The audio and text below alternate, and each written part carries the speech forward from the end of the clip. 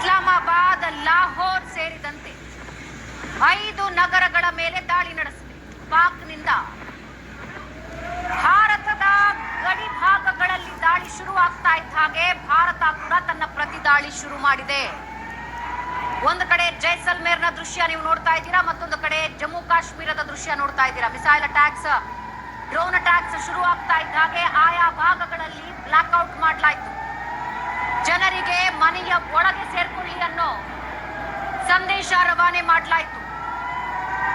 ಧರ್ಮಶಾಲಾದಲ್ಲಿ ನಡೀತಾ ಇದ್ದ IPL ಪಂದ್ಯವನ್ನ ಅರ್ಧಕ್ಕೆ ನಿಲ್ಲಿಸಿ ಅಲ್ಲಿ ಕ್ರಿಕೆಟ್ ನೋಡೋದಕ್ಕೆ ಬಂದಿದ್ದವರನ್ನ ತುರ್ತು ಎಕ್ಸಿಟ್ ಗೇಟ್ಗಳ ಮೂಲಕ ಹೊರಗೆ ಕಳುಹಿಸಲಾಯಿತು.